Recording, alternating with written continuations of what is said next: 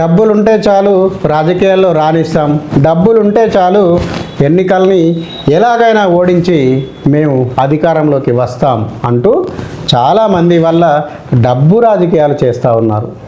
కానీ డబ్బే అన్నిటికీ మూలం కాదు, డబ్బుతో ఏది సాధించలేము.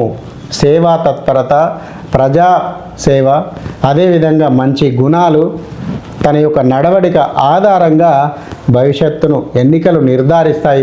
ఓటర్లు ఎన్నికల సరళి నిర్ధారిస్తారు అని చెప్పి అనుకోవడానికి యొక్క ఉదాహరణ చాలు మనకు. మొన్ననే మనం అనుకున్నాం, నిజామాబాద్ పట్టణంలో 19వ వార్డులో పోటీ చేసిన కాటిపల్లి శమంత ఉదంతమే మనకు దీనికి సాక్ష్యం. ఆమె వారికి సాంప్రదాయ వ్యాపారాలైనటువంటి కొన్ని హోటల్స్ ఉన్నాయి. ఆ హోటల్స్లో నిజామాబాద్ మున్సిపాలిటీకే దాదాపుగా 8 కోట్ల రూపాయల బకాయి ఉంది. అంటే ట్యాక్స్ కట్టకుండా దాటవేస్తూ తన పలుకుబడి, తన అండదండలు, తన యొక్క సర్కిల్ ఆధారంగా మేనేజ్ చేసుకుంటూ దాదాపు 8 కోట్ల బకాయిలు ఉన్నప్పటికీ కూడా మేనేజ్ చేసుకుంటూ వచ్చి అలాగే ఉంది. కానీ ప్రజాస్వామ్య పద్ధతిలో ఎన్నికలకు దిగాలంటే no due certificate compulsory election కమిషన్కు సమర్పించాల్సిందే. ఇక్కడ వచ్చింది తిరకాసు.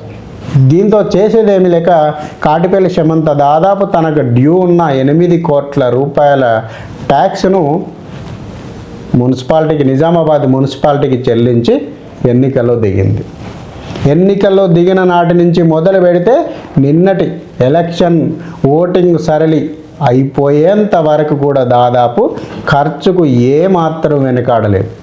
కొన్ని విశ్వసనీయ వర్గాలు చెప్పిన దాన్ని బట్టి దాదాపు 20 కోట్ల పైచిలుకు, ఒక కార్పొరేటర్కు 20 కోట్ల ఖర్చుకు పైచిలుకు ఖర్చు పెట్టిందని చెప్పి విశ్వసనీయ సమాచారం వస్తోంది.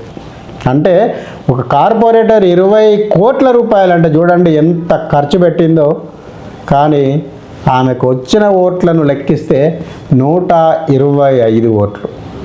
అంటే కనీసము ఆమె వెంట తిరిగిన అభ్యర్థులు కూడా ఆమె యొక్క డబ్బును అనుభవించారే తప్ప ఆమెకు కూడా ఓటేయలేదు.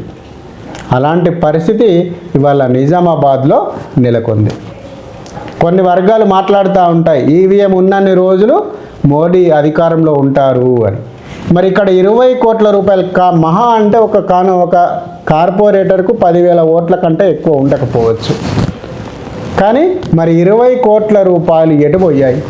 ఈ డబ్బే అన్నిటికీ ప్రధానమైతే మరి ఆమె కాంగ్రెస్ పార్టీ అభ్యర్థి ఓటు వేసింది పేపర్ బ్యాలెట్ ద్వారా. మరి ఓట్లు ఎటుపోయాయి, డబ్బులు ఎటుపోయాయి, వ్యతిరేకత ఎటుపోయింది? ఆమె మీద భారతీయ జనతా పార్టీ అభ్యర్థి గెలుపొందారు, భారీ మెజారిటీతో గెలుపొందారు. కేవలం ఈమెకు వచ్చిన ఓట్లు లెక్క పెట్టుకుంటే 125 ఓట్లు డిపాజిట్ కూడా దక్కని పరిస్థితి.